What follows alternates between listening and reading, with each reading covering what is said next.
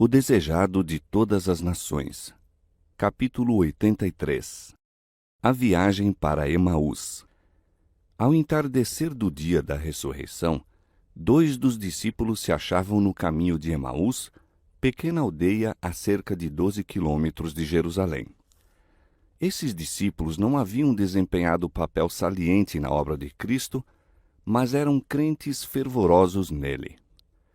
Tinham ido à cidade para celebrar a Páscoa e estavam muito perplexos com os acontecimentos ocorridos havia pouco. Tinham ouvido as notícias da manhã com respeito à remoção do corpo de Jesus do sepulcro, bem como a narração das mulheres que viram os anjos e encontraram a Jesus. Voltavam agora para casa a fim de meditar e orar.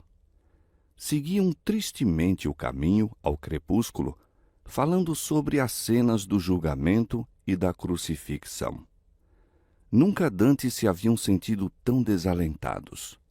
Destituídos de esperança e de fé, caminhavam à sombra da cruz. Não haviam andado muito quando se lhes juntou um estranho, mas tão absorvidos se achavam em sua negra decepção que não o observaram muito. Continuaram em sua conversa, externando os pensamentos de seu coração. Raciocinavam sobre as lições que Cristo lhes dera e que pareciam incapazes de compreender. Enquanto falavam sobre os acontecimentos que se haviam desenrolado, Jesus anelava consolá-los. Testemunhara-lhes a dor, compreender as contraditórias ideias que lhes traziam à mente o pensamento. Pode esse homem que consentiu em que assim o humilhassem ser o Cristo? Irreprimível era sua dor e choravam. Jesus sabia que o coração deles lhe estava unido pelo amor e almejava enxugar-lhes as lágrimas e enchê-los de alegria e contentamento. Devia, porém, dar-lhes lições que nunca haveriam de esquecer. Ele lhes disse: Que palavras são essas que, caminhando, trocais entre vós, e por que estáis tristes?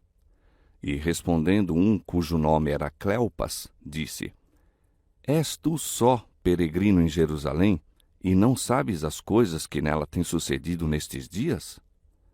Contaram-lhe sua decepção quanto a seu mestre, varão profeta, poderoso em obras e palavras diante de Deus e de todo o povo. Mas os principais dos sacerdotes e os nossos príncipes, disseram, o entregaram à condenação de morte e o crucificaram. Coração ferido pela decepção, lábios trêmulos, ajuntaram. E nós esperávamos que fosse ele o que remisse Israel. Mas agora, sobre tudo isso, é já hoje o 3º dia desde que essas coisas aconteceram. É estranho que os discípulos não se lembrassem das palavras de Cristo e não compreendessem que ele predissera os acontecimentos que se desenrolaram. Não percebiam que a última parte de sua predição se verificaria do mesmo modo que a primeira e que, ao 3º dia, ele ressuscitaria. Esta era a parte que deviam ter recordado.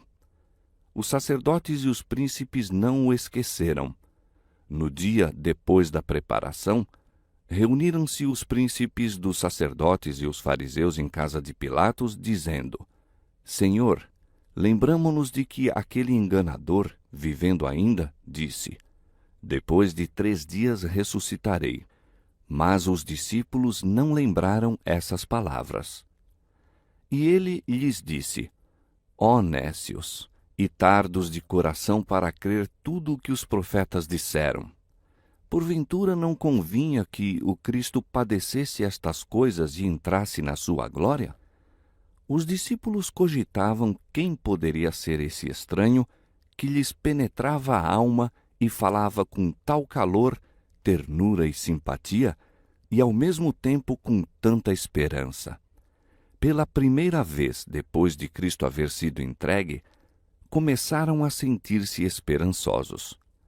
Olhavam muitas vezes, cheios de interesse, para seu companheiro e pensavam que suas palavras eram exatamente as que Cristo haveria dito. Estavam cheios de pasmo e o coração começou a pulsar-lhes com jubilosa expectativa. Começando com Moisés, o próprio alfa da história bíblica, Cristo expôs em todas as Escrituras as coisas que lhe diziam respeito. Houvesse primeiro se manifestado a eles, e seu coração teria ficado satisfeito. Na plenitude de seu gozo não teriam ambicionado nada a mais, mas era-lhes necessário compreender os testemunhos dados a respeito dele pelos símbolos e profecias do Velho Testamento. Sobre estes devia estabelecer-se sua fé. Cristo não operou nenhum milagre para os convencer, mas foi seu primeiro trabalho o explicar-lhes as Escrituras. Haviam considerado sua morte a ruína de todas as suas esperanças.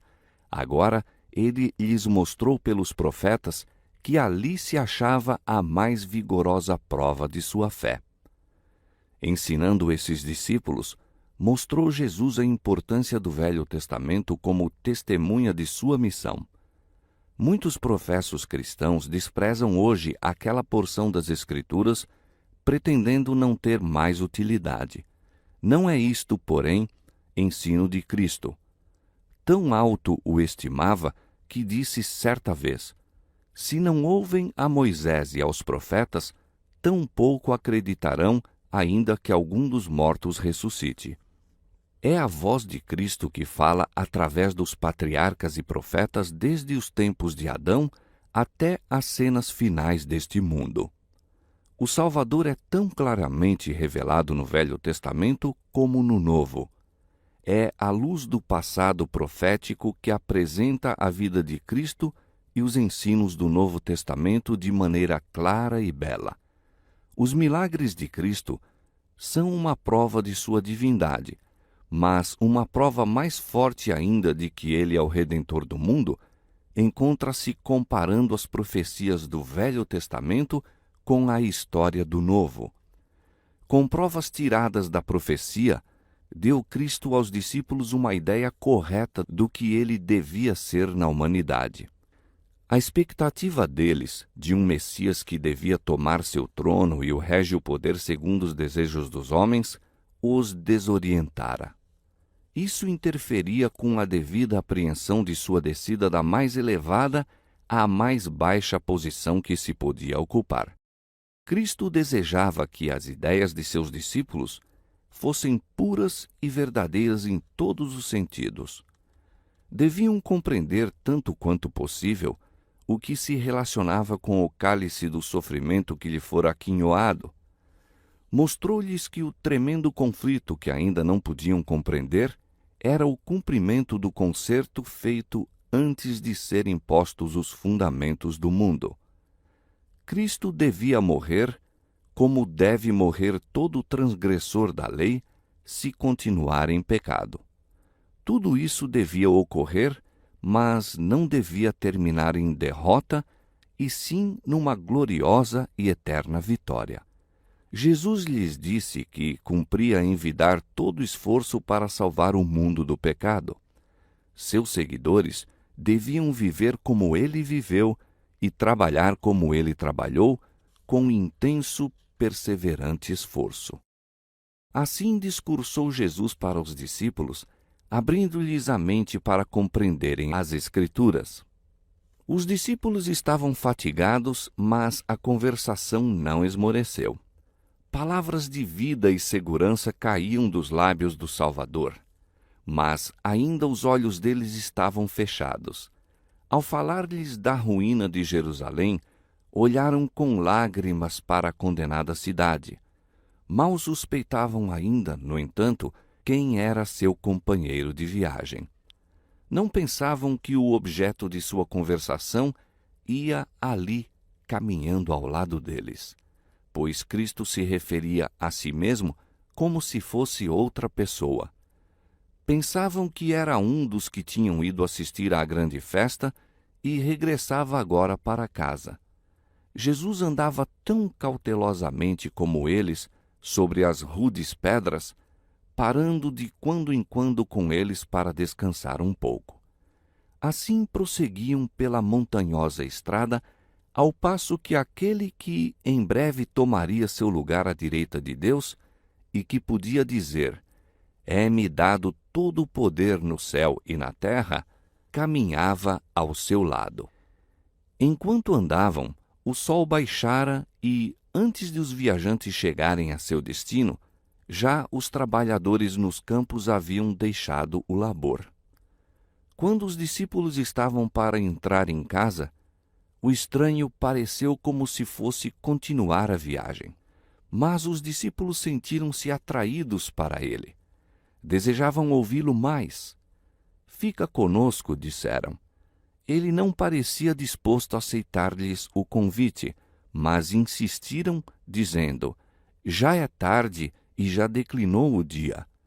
Cristo acedeu a esse rogo e entrou para ficar com eles. Houvessem os discípulos deixado de insistir no convite, e não teriam ficado sabendo que seu companheiro de viagem era o Senhor ressuscitado. Cristo nunca força sua companhia junto de ninguém. Interessa-se pelos que dele necessitam. Com prazer, penetra no mais modesto lar e anima o mais humilde coração. Mas se os homens são demasiado indiferentes para pensar no hóspede celestial ou pedir-lhe que neles habite, ele passa. Assim sofrem muitos grande perda. Não conhecem a Cristo mais que os discípulos, enquanto ele lhes caminhava ao lado. A simples refeição da noite composta de pão é prontamente preparada. É colocada diante do hóspede, que tomou assento à cabeceira da mesa. Estende então as mãos para abençoar o alimento. Os discípulos recuam assombrados. Seu companheiro estende as mãos exatamente da mesma maneira como o fazia o mestre. Olham outra vez e eis que lhe vêm nas mãos os sinais dos cravos. Ambos exclamam imediatamente: é o Senhor Jesus! Ressuscitou dos mortos. Erguem-se para lançar-se-lhe aos pés em adoração, mas ele se desvanece diante de seus olhos. Contemplando o lugar que fora ocupado por aquele cujo corpo estivera havia pouco no sepulcro, dizem um para o outro: porventura não ardia em nós o nosso coração quando pelo caminho nos falava e quando nos abria as Escrituras? Mas, com essas grandes novas a comunicar, não se podiam sentar e conversar. Desapareceram-se-lhes a fadiga e a fome. Deixam a refeição intacta e, cheios de alegria, põem-se imediatamente a caminho outra vez pela mesma estrada onde tinham vindo, apressando-se para dar as alviçareiras novas aos discípulos na cidade.